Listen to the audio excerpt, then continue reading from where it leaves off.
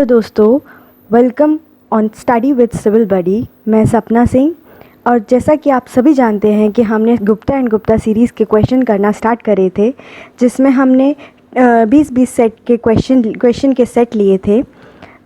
हमने शुरू के 20 क्वेश्चन ऑलरेडी सॉल्व कर चुके हैं, जिसका लिंक आपको डिस्क्रिप्शन बॉक्स में मिल जाएगा। तो चलो स्टार्ट करते हैं क्वेश्चन नंबर 21 से। The weakest section in a diamond riveting is as shown in the figure। अब जैसा कि आप देख रहे हैं कि इस सेक्शन में जिसका एरिया कम होता है ना, क्योंकि इस पे क्या हो रहा है, ये पहले वाले पे जैसे कि लोड लगेगा, कुछ भी पी अमाउंट का लोड लगेगा, तो इस चीज़ पे एरिया ऑफ क्रॉस सेक्शन भी कम है और लोड कितना बेयर कर रहा है, पूरा का पूरा पी कर रहा है। नेक्स्ट वाली लेयर में जाएंगे तो कुछ लोड कम होगा, हालांकि उसका एरिया भी बड़ा है। तो अपना वीकेस्ट सेक्शन क्या हुआ, वीकेस्ट सेक्शन अपना फर्स्ट वाला हुआ। तो अपना आंसर क्या हुआ, A. Moving on to the next question. According to the Unwing's formula, the diameter of a rivet in mm to suit the tmm thickness of a plate is given by। ये एक formula given है जिसके लिए कोई explanation की ज़रूरत नहीं है, ये हमें याद ही करना पड़ेगा। जो अनविंग्स ने हमें फार्मूला दिया था वो दिया था 6√t, जहाँ पे t क्या है, thickness of the plate. Next question पे चलते हैं। A flat carrying a pull of 690 kN in a connection to a gusset plate using a rivet. If the pull required to shear the rivet, to crush the rivet and to tear the rivet per pitch length are 68.5 kN, 46 kN and 69 kN respectively, then the number of the rivet required is। हमें इसमें सबसे पहले तो force दे रखा है। क्या दे रखा है, हमें फोर्स दे रखा है, ये दे रखा है, पुल दे रखा है 69 kN का, और हमें शेयरिंग स्ट्रेंथ, बेरिंग स्ट्रेंथ और टेयरिंग स्ट्रेंथ दे रखी है, ये तीनों। तो सबसे पहले तो अपन को क्या निकालना पड़ेगा, नंबर ऑफ रिवेट के लिए फॉर्मूला होता है force divided by riveting value. ना riveting value is equal to minimum of shearing strength और बेयरिंग स्ट्रेंथ।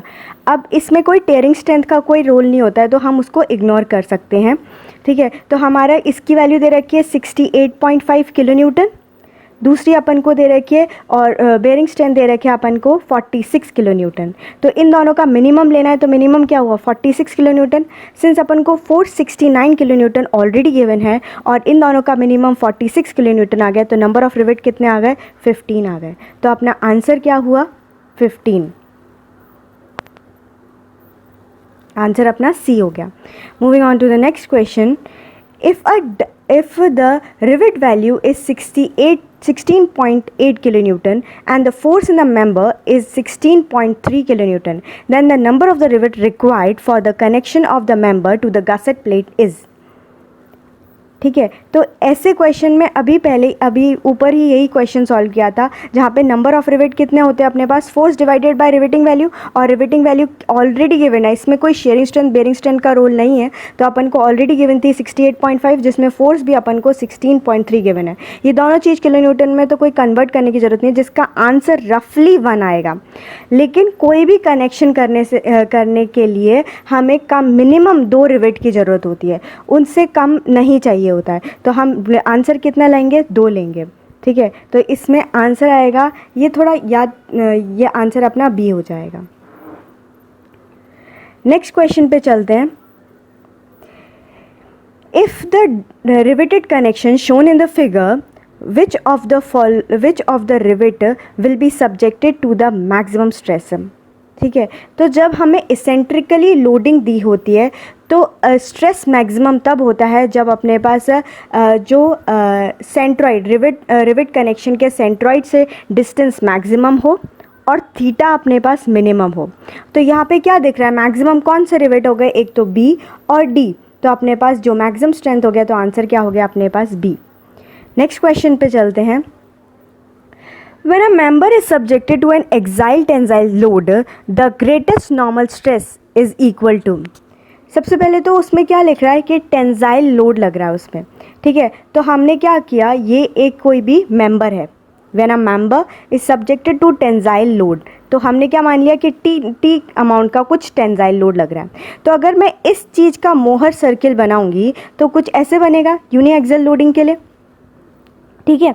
तो अपने पास ये क्या हुआ, स्ट्रेस हो गया। और अगर स्ट्रेस को कुछ और बताएंगे तो कितना लिख सकते हैं, टी बाई ए लिख सकते हैं, area of cross section of this, ये वाला इसका एरिया ऑफ क्रॉस सेक्शन, ठीक है। तो अपने पास बोल रहा है कि इसमें पूछा है क्वेश्चन में the greatest normal stress is equal to, मतलब उसमें नॉर्मल स्ट्रेस है।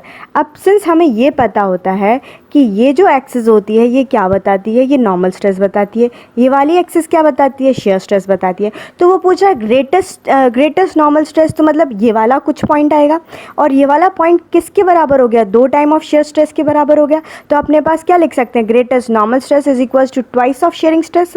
तो आंसर क्या हुआ अपने पास, is a twice of the shear stress. तो आंसर अपने पास सी हो गया। नेक्स्ट पॉइंट पे चलते हैं। At a point in a strained body carrying two unequal unlike principal stresses P1 and P2, P1 is greater than P2, then the maximum shear stress is given by, ठीक है। सबसे पहले तो इसने 4 point इसमें देखने के लायक है, कौन कौन से, एक तो अनइक्वल, अनलाइक, ठीक है, और मैक्सिमम शेयर स्ट्रेस पूछा है, ये ठीक है। अनइक्वल मतलब P1 और P2 बराबर नहीं है। अनलाइक मतलब उनके साइन भी सेम नहीं है, कोई एक कंप्रेशन होगा तो कोई एक टेंशन होगा, कोई एक टेंशन होगा तो एक कंप्रेशन होगा, ठीक है। तो अपन इसी चीज़ का अगर मैं मोहर सर्किल बनाती हूँ तो क्या हुआ, कुछ ऐसे बना, मैंने कुछ P2 को मान लिया मैंने कंप्रेशन में है, P1 को मान लिया मैंने टेंशन में है। तो बोल रहा है ग्रेटेस्ट क्वेश्चन में फिर अपन से पूछा है, क्या पूछा है, क्वेश्चन में पूछा है the maximum shear stress is given by, तो शेयर स्ट्रेस मैक्सिमम पूछा है। सिंस हमें पता है मैक्सिमम शेयर स्ट्रेस की वैल्यू कितनी होती है, उसके डायमीटर के और उसके रेडियस के बराबर होती है, ठीक है। तो इसमें अगर कोई तुमसे पूछे कि भाई ये वाली वैल्यू निकालनी है तो ये वैल्यू कैसे निकलेगी, या तो अपन ऐसे करेंगे, या तो मैं ऐसे कर दूँ diameter by 2 which is equals to maximum shear stress. तो अपन ने क्या किया, ठीक है, इसको P1 और P2 को ऐड करके डिवाइडेड बाई 2 कर देंगे तो क्या मुझे इस सर्किल का रेडियस मिल जाएगा। या तो एक तरीका ये है कि हम ऐसे सॉल्व कर दें, एक हमें ऑलरेडी पता होता है कि maximum shear stress is equals to principal stress का सब्ट्रैक्शन होता है डिवाइडेड बाय 2, ठीक है। तो अपन ने मान लिया सिंस P1 बड़ा है तो P1 माइनस और माइनस ऑफ -2, क्यों लिखा, क्योंकि ये कंप्रेशन में है, दोनों का साइन सेम नहीं था, डिवाइडेड बाय 2। तो अपना आंसर क्या हो गया, P1 plus P2 divided by 2। तो हम इसमें मार्क कर सकते हैं, अपना आंसर डी हो गया। नेक्स्ट क्वेश्चन पे चलते हैं। If a point in a strained material is subjected to equal normal and tensile stresses, then the angle of obliquity is given by, देखो angle of obliquity कोई पूछे तो it's a ratio of the shear stress to the normal stress. अब since अपने पास दोनों चीज़ equal दे रखी है तो tan थीटा की वैल्यू क्या हुई 1, अगर इसको मैं इन्वर्स में ले जाऊंगी तो tan इन्वर्स 1, तो थीटा की वैल्यू कितनी हुई 45 डिग्री। तो अपने पास आंसर क्या हुआ, बी, आंसर बी हो गया। नेक्स्ट क्वेश्चन पे चलते हैं। If the principal stresses at a point in the strained body are P1 and P2, then the resultant stress on a plane carrying the maximum shear stress is equal to, ठीक है। तो अपने पास ऐसा दे रखा है तो मैं इसको एक बार बता देती हूँ। If the principal stresses in a strained body, मतलब P1 और P2 क्या है, स्ट्रेन्ड बॉडी में स्ट्रेसेस हैं। इसमें कोई लाइक और अनलाइक की बात नहीं करी गई है। एज अ जनरल अपन क्या मानते हैं कि दोनों का साइन क्या हो, सेम हो, ठीक है, सेम साइन के चल रहे हैं। तो रिजल्टेंट स्ट्रेस पूछा है, ठीक है, the resultant stress carrying the maximum principal shear stress, maximum shear stress. तो इसका मैं थोड़ा मोहर सर्किल बना के बताती हूँ, ठीक है। तो अपने पास ये था, अपने पास 2 प्रिंसिपल स्ट्रेस P1 और P2, ठीक है। अब ये अपने पास क्या हुआ, ये डायमीटर हो गया, इसका रेडियस क्या बताएगा मेरे को, इसका रेडियस मेरे को मैक्सिमम शेयर स्ट्रेस बताएगा। बिल्कुल, तो ये मेरा मैक्सिमम शेयर स्ट्रेस कैसे निकल गया, इन दोनों का माइनस कर दूँ डिवाइडेड बाय 2, तो ये यही चीज़ क्या होती है अपने पास, रेडियस। बिल्कुल सही है। तो क्या अगर ये चीज़ ये है तो क्या यही चीज़ भी यही होगी, सेम होगी? तो बिल्कुल इस चीज़ की वैल्यू क्या लिख दी मैंने, P1 minus P2 divided by 2। Since इतनी वैल्यू अपने पास P2 ऑलरेडी गिवन है, तो अगर मुझे यहाँ से लेकर यहाँ तक टोटल लेंथ निकालनी है तो क्या मैं इसको ऐसे करके निकाल सकती हूँ? कैसे? P1 minus P2 divided by 2 plus P2। तो इसको सॉल्व करेंगे तो अपने पास P1 plus P2 divided by 2 आएगा। अब वो पूछ रहा है रिजल्टेंट स्ट्रेस कितना होता है। पहले मैं इसमें डायग्राम में बता देती हूँ। रिजल्टेंट स्ट्रेस ये होता है, ठीक है। तो अपने पास क्या हुआ, सिंस ये 90 डिग्री का एंगल हो गया, तो अपने पास शेयर स्ट्रेस और नॉर्मल स्ट्रेस का अंडर रूट का स्क्वायर हाइपोटेन्यूस वो लगा देंगे।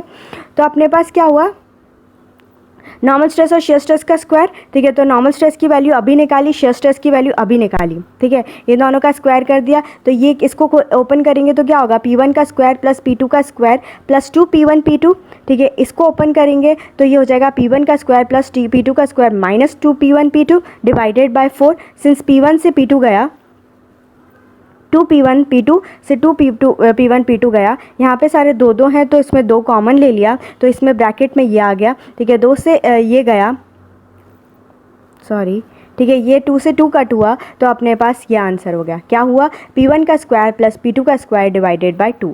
तो हम इसमें आंसर मार्क कर सकते हैं, कौन सा आंसर अपने पास डी आ गया। नेक्स्ट क्वेश्चन पे चलते हैं। The plane of maximum obliquity is inclined to the major principal plane at an angle of where phi max is an angle of maximum obliquity। ठीक है, तो हम ऐसे क्वेश्चन के लिए क्या करते हैं, पहले तो ये फिगर देख ले रहे हैं, ठीक है। तो अपने पास क्या हुआ, ये अपने पास ये मेजर प्रिंसिपल प्लेन था, ठीक है, ये हो गया, ठीक है। ये अपने पास एंगल ऑफ ऑब्लिक्विटी बन गया, ठीक है। तो अपने पास, और ये जो चीज़ होती है ना, ये अपने पास फेलियर प्लेन होती है, ठीक है। तो अपने पास वो बोल रहा है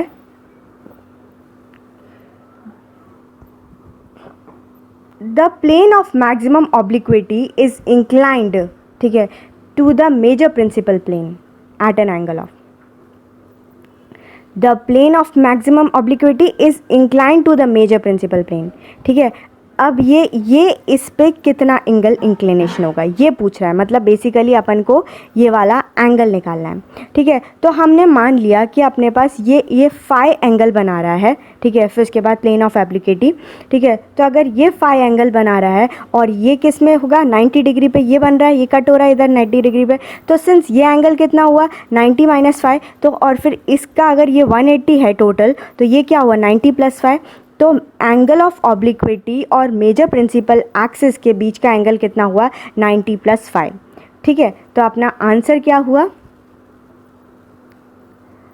90 प्लस 5 को अपन 90 प्लस 5, ठीक है। ये तो किस में गिवन है अपने पास, मोहर सर्किल में गिवन है। अगर मैं इसको, ठीक है, फिर इसके बाद सिंस हमें पता है कि जो ओरिजिनल पे चलते हैं ना वो सारे उस एंगल के आधे हो जाते हैं, तो मतलब अपना एंगल ऑलरेडी कितना हो गया अपने पास 45 प्लस 5/2 हो गया, प्लस 5/2 हो गया। तो अपने पास कितना एंगल चल गया अपने पास मेजर प्रिंसिपल के साथ, वो बना रहा है 45 प्लस 5/2, ठीक है। अब 45 को पाई की टर्म्स से लिखेंगे तो π/4 लिख सकते हैं, बिल्कुल लिख सकते हैं, प्लस 5/2। तो अपना आंसर क्या हुआ, बी हो गया, ठीक है। तो कभी कभार तो वो ऐसे करके पूछ लेता है कि वो मैक्सिमम प्रिंसिपल एक्सिस के साथ क्या कितना एंगल बना रहा है, लेकिन कभी कभार क्वेश्चन पे ध्यान देंगे तो वो देगा कि माइनर प्रिंसिपल एक्सिस के साथ वो कितना एंगल बना रहा है, तब अपने पास आंसर होगा 90 माइनस 5, यानी कि 45 माइनस 5/2, ये अपने पास आंसर होगा। नेक्स्ट पॉइंट चलते हैं। At a point in a strained body is subjected to a tensile stresses of 100 MPa on one plane and a tensile stress of 50 MPa on a plane at right angle to it. If these planes are carrying shear stress of 50 MPa, then the principal stresses are inclined to the larger normal stress at an angle of, मतलब कि कोई एक principal body है, strain body है, उसके अंदर tensile stress लग रहा है अपने पास 100 किलो न्यूटन का ऑन वन प्लेन, एक प्लेन पे, ठीक है, और an tensile strength of 50 kilometre on the right angle to it, मतलब इस प्लेन के जो राइट एंगल पे यहाँ पे 50 किलो न्यूटन का लग रहा है लोड, ठीक है। फिर उसके बाद if these planes are carrying the shear stress, से साथ ही साथ यहाँ पे शियर स्ट्रेस भी लग रहा है 50 किलो न्यूटन का, तो अपने पास नॉर्मल स्ट्रेस की वैल्यू क्या होगी, ठीक है। तो सिंस अपने पास ये फॉर्मूला ऑलरेडी अपन को न्यून होता है 10/5 equals to 2 shear stress divided by sigma 1 minus sigma 2, तो अपने पास ये ऑलरेडी गिवन है 50, ये 100 माइनस 50, तो ये इसको सॉल्व करेंगे तो 2 आ जाएगा, तो 2 theta is equals to 10 inverse 2 हो जाएगा, तो थीटा की वैल्यू हाफ 10 इनवर्स 2 हो जाएगी, तो अपना आंसर क्या हो जाएगा, बी हो जाएगा। If a prismatic bar with the area of the cross section A is subjected to a tensile load P, then the maximum shear stress and its inclination with the direction of the load respectively are, ठीक है। मतलब कि एक prismatic बार है with the cross section area A, इसका area cross section है, is subjected to the tensile stress P, ठीक है, then the direction of the load, ठीक है। तो ये एक मैंने क्या बना दिया, प्रिज्मेटिक बार बना दिया। प्रिज्मेटिक बार में शेयर स्ट्रेस क्या हो गया, लोड डिवाइडेड बाय एरिया, ठीक है। तो अगर मैं ये यूनी एक्सल लोडिंग हो गई, बिल्कुल हो गई, तो इसका मोर सर्किल कुछ ऐसे बनेगा, ठीक है। तो ये क्या हो गया अपने पास, ये मैक्सिमम नॉर्मल स्ट्रेस हो गया, ठीक है, ये more circle for the new axle. तो वो बोल रहा है मैक्सिमम शेयर स्ट्रेस कितना होगा। मैक्सिमम शेयर स्ट्रेस के बारे में हमें पता है क्या होता है अपने पास, वो रेडियस के बराबर होता है, ठीक है। तो अगर अपने पास ये पूरा डायमीटर सिग्मा के बराबर है, तो रेडियस क्या हुआ, सिग्मा बाई 2 हो गया, बिल्कुल हो गया। अभी मैंने बताया कि सिग्मा इज इक्वल्स टू क्या हो गया, stress is equals to load divided by area, तो लोड डिवाइड बाई 2 है, ठीक है। अब ये वाला एंगल थोड़ा इसको समझे, ठीक है। क्या अगर ये मैंने बताया था कि जो भी मोहर सर्किल पे एंगल बनते हैं वो प्रैक्टिकली उसके आधे होते हैं, मतलब यहाँ पे ये एंगल कितना बन रहा है, 90 डिग्री का, ठीक है। तो अपना एंगल एक्चुअली में कितना बनेगा, 45 डिग्री का। तो अपना आंसर क्या हुआ, P/2A एट 45 डिग्री। तो अपना आंसर मार्क कर लेते हैं, P/2A एट 45 डिग्री, तो आंसर बी हो गया। नेक्स्ट क्वेश्चन पे चलते हैं। The sum of the normal stresses is, ठीक है, हमने ये पढ़ रखा है कि sigma X plus sigma Y is equals to sigma X dash plus sigma X Y dash. इसका मतलब कि कोई भी प्लेन में आएंगे तो उन दोनों का जो स्ट्रेसेस का सम होता है वो कांस्टेंट होता है। तो अपना आंसर क्या हुआ, ए हो गया। नेक्स्ट क्वेश्चन पे चलते हैं। The radius of a Mohr circle for a two equal unlike principal stress of the magnitude P is, for the two equal माने उन दोनों का मैग्नीट्यूड बराबर है, P मान लेते हैं दोनों का मैग्नीट्यूड P है, और अनलाइक है मतलब कोई एक कंप्रेशन में होगा तो कोई एक टेंशन में होगा। तो वो बोल रहा है रेडियस ऑफ मोहर सर्किल कैसे बनेंगे, पहले रेडियस बना लेते हैं, ठीक है। तो मैं इसका पहले डायग्राम बना देती हूँ। The radius of a Mohr circle for the two equal,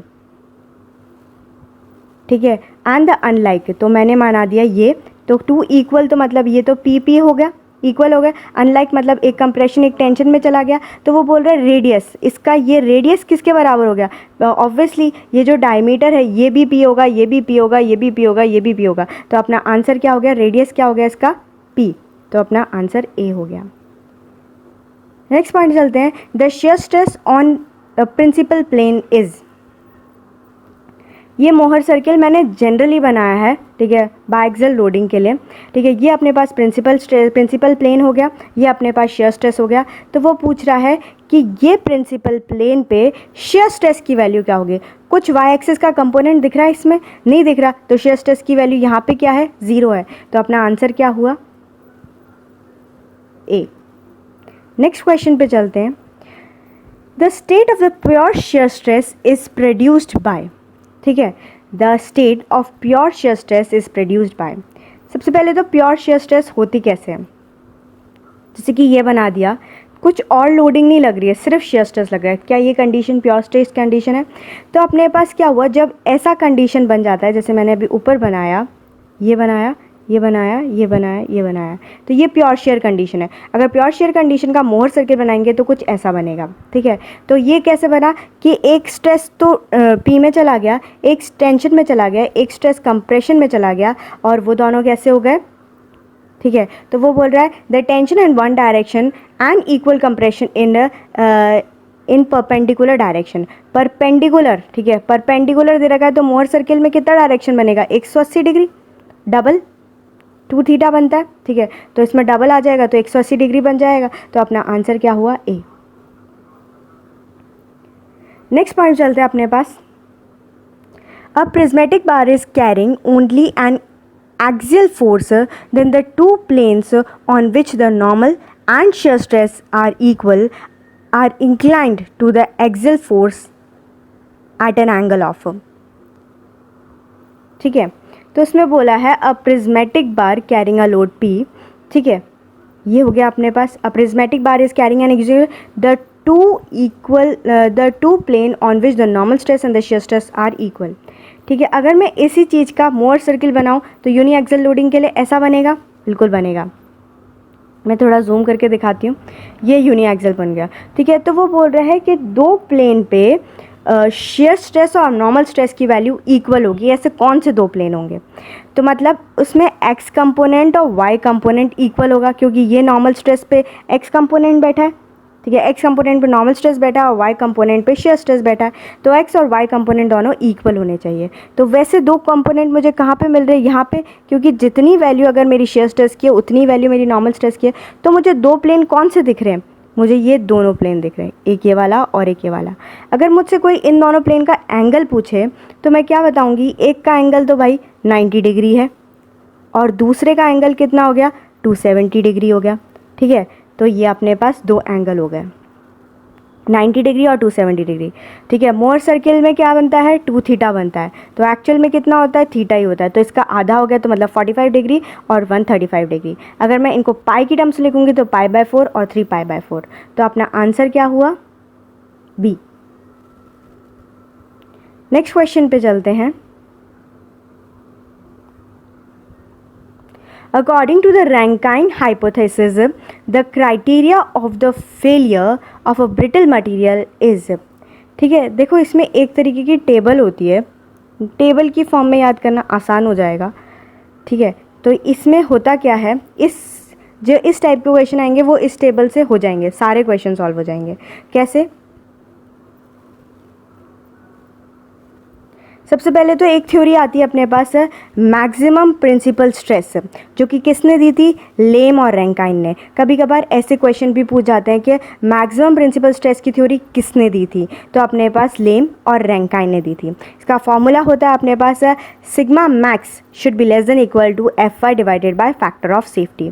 कभी कभार इसके डायग्राम भी पूछ ले जाते हैं, तो इसके डायग्राम कैसा बनेगा, इसका डायग्राम रेक्टेंगल शेप का बनेगा। और बी का मतलब हो गया कि ये मटेरियल कैसे यूज़ कहाँ पे करा जाएगा, ब्रिटल मटेरियल के लिए, ठीक है। ये बेस्ट मटेरियल होता है, मतलब ये बेस्ट थ्योरी यूज़ करी जाती है कोई भी ब्रिटल मटेरियल के लिए। कभी कभार ऐसा क्वेश्चन बन जाता है कि ब्रिटल मटेरियल है तो कौन सी थ्योरी अप्लाई की जाएगी, तो अपने पास maximum principal stress theory apply करी जाएगी। दूसरा अपने पास क्वेश्चन थ्योरी आती है मैक्सिमम प्रिंसिपल स्ट्रेन थ्योरी, जो कि किसने दी थी, सेंट बेनेट ने दी थी। इसका फॉर्मूला होता है सिग्मा 1 डिवाइडेड बाई ई, ठीक है। फिर उसके बाद minus mu sigma 2 divided by E should be less than FY divided by E. कभी कभार फैक्टर ऑफ सेफ्टी आ जाता है, इस क्वेश्चन में पूछता है कि इसमें फैक्टर ऑफ सेफ्टी क्या आएगी, तो यहाँ पे अपन फैक्टर ऑफ सेफ्टी भी लिख सकते हैं अगर ज़रूरत हो तो।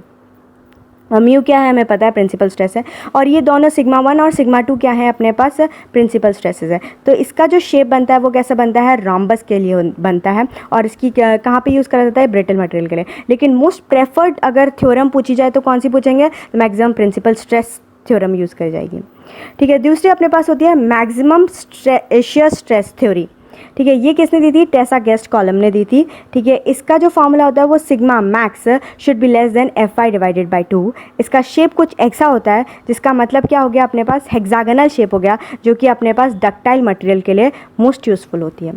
चौथे टाइप की अपने पास जो थ्योरी होती है वो होती है मैक्सिमम स्ट्रेन एनर्जी थ्योरी, जो कि बेल्टानी हाइट थ्योरी ने दी थी। इसका फॉर्मूला होता है सिग्मा 1 का स्क्वायर प्लस सिग्मा 3 का square minus 2 mu sigma 1 sigma 3 should be less than equal to F I का स्क्वायर। इसका शेप बनता है इक्लिप्स का, ठीक है, और इसकी जो नेचर होता है वो डक्टाइल होता है।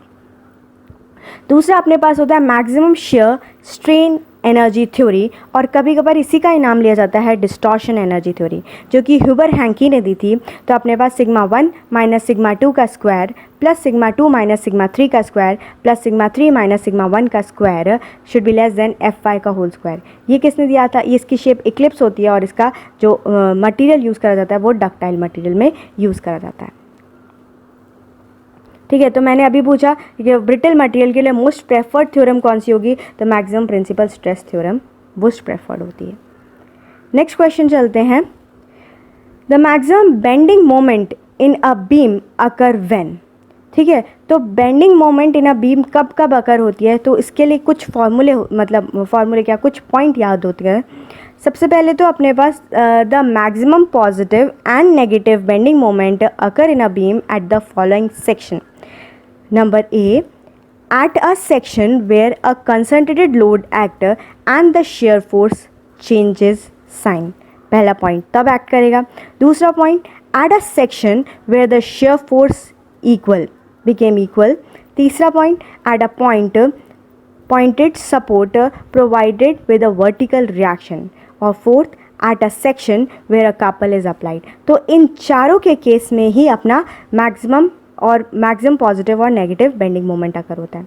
तो अपने पास इसका आंसर क्या होगा? Where the shear force changes the sign. Answer D. Next question पे चलते हैं। A simply supported beam of span L carries over its full span a load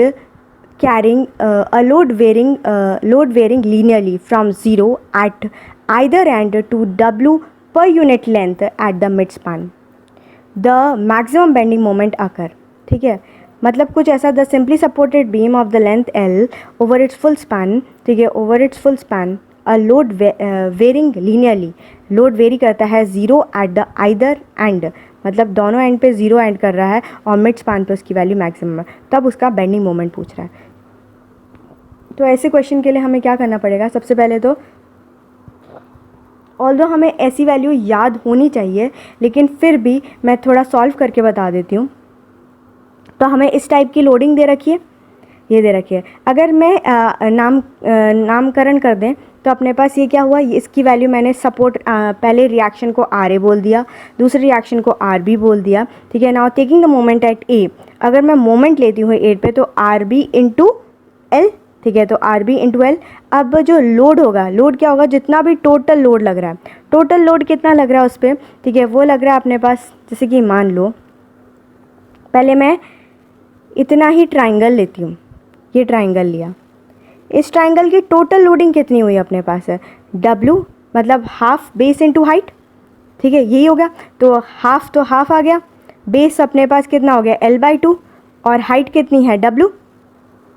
ठीक है, अब अपने पास है, ठीक है, नाउ द W हाइट है, सिंस इसका 2 टाइम्स कर देंगे तो अपने पास पूरी लोडिंग के लिए आ जाएगा। और ये कहाँ पे एक्ट करेगा? CG पे एक्ट करेगा। तो CG पे एक्ट करेगा, तो अगर इस लोड का मैं मोमेंट लेती हूँ तो इंटू L/2 कर दूँगी। ठीक है, तो ये L/2 कर दिया। तो इसको सॉल्व करने से अपने पास जो रिएक्शन आई वो कितनी आई अपने पास, WL/4।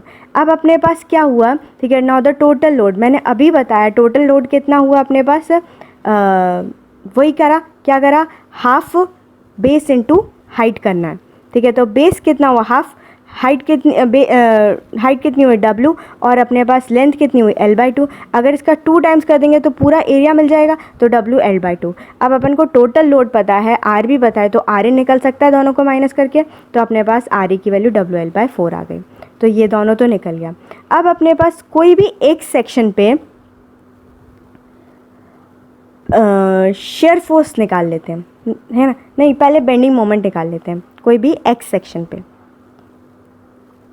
जैसे कि मान लो ये मैंने कोई भी एक्स सेक्शन मान लिया, अब मैं इस पे मोमेंट निकाल रही हूँ, तो क्या हुआ, आर ए इंटू एक्स। ठीक है, तो आर ए कितना हुआ, WL/4 इंटू एक्स।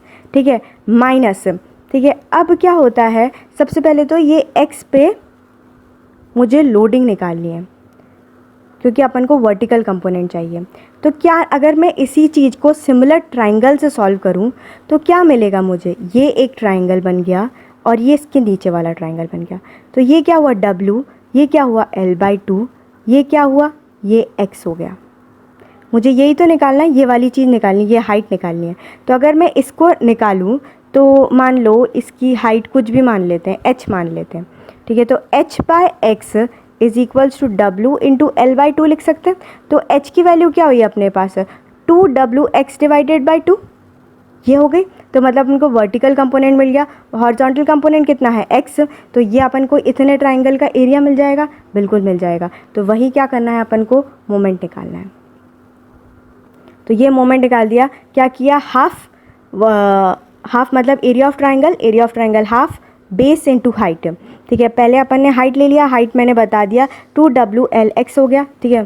तो अपने पास क्या हुआ, ये अपने पास हाइट आ गई, ठीक है, ये अपने पास बेस आ गया। अब सिंस ये कहाँ पे एक्ट करेगा, इतने पोर्शन में ही, ठीक है, इतने पोर्शन में ही। इसका CG कहाँ पे आएगा, यहाँ पे, ठीक है। ये अपने पास x/3 और ये कहाँ पे होगा 2x/3। तो अपन को ये डिस्टेंस लेना है, ये सॉरी इसके मोमेंट ले रहे हैं, तो अपने पास क्या होगा, x/3 ले लेंगे मल्टीप्लाई में। तो अपन ने मैंने क्या ले लिया, x/3 मल्टीप्लाई में ले लिया, ठीक है। तो अपने पास क्या हुआ, WLX divided by 4 minus W, 2 से 2 गया, WX का क्यूब डिवाइडेड बाई 3L, ठीक है। अगर मुझे शेयर फोर्स की भी एक बार इक्वेशन लिख लेते हैं। शेयर फोर्स के लिए मोमेंट बस मल्टीप्लाई नहीं करना है, डिस्टेंस नहीं मल्टीप्लाई करना है। तो अपने पास क्या हुआ, x कंपोनेंट मतलब RA, तो RA WL/4 माइनस ये वाली लोडिंग मैं ऑलरेडी बता चुकी हूँ। तो अपने पास क्या हुआ, हाफ बेस इनटू हाइट, तो हाफ बेस मतलब हाइट, तो 2WX डिवाइडेड बाय L और डिस्टेंस हो गया x तक, ठीक है। तो इसकी अपने पास इक्वेशन बन गई, क्या बन गई, WL/4 माइनस WX का स्क्वायर डिवाइडेड बाय L, ठीक है। तो ये दोनों मैंने इक्वेशंस लिख दी, ये दोनों इक्वेशन लिख दी। अब अगर मुझे कोई पूछे मैक्सिमम बेंडिंग मोमेंट कहाँ पे अकर होगा, जहाँ पे शेयर फोर्स क्या हो गया अपने पास, इक्वल हो गया। तो अगर तो अपने मतलब शेयर फोर्स की इक्वेशन को क्या रख दिया मैंने, 0 रख दिया। तो अगर शेयर फोर्स की इक्वेशन को 0 रख देंगे तो ये अपने पास कुछ आएगा, L आएगा। तो ये अपने पास इसको सॉल्व करेंगे तो अपने पास आंसर L/2 आएगा। इसका मतलब क्या हुआ, इस बीम में L/2 डिस्टेंस पे अपने पास क्या होगा, मैक्सिमम बेंडिंग मोमेंट अकर होगा L/2 डिस्टेंस पर, ठीक है। फिर उसके बाद क्या करेंगे अपन, द बेंडिंग मोमेंट मैक्सिमम निकालना है। तो L/2 अपन ने निकाल लिया कि हाँ भाई L/2 पर मैक्सिमम आएगा। तो ये इक्वेशन बेंडिंग मोमेंट की मैं ऑलरेडी बता चुकी हूँ कि ये आएगी, ठीक है। अगर इसमें x की जगह अगर मैं L/2 रख देती हूँ तो ये अपने पास आंसर आएगा WL²/8। तो इसका मतलब क्या हुआ, कुछ शेयर फोर्स डायग्राम ऐसा बनेगा, ठीक है। कैसा बनेगा, WL/4 और अपने पास बेंडिंग मोमेंट डायग्राम कुछ ऐसा बनेगा, ठीक है। ये बन गया WL²/12 और ये L/2। तो अपना उसमें आंसर क्या हो गया, the maximum bending moment occur at the mid span and is equal to WL/4। तो अपना आंसर क्या हो गया, D हो गया।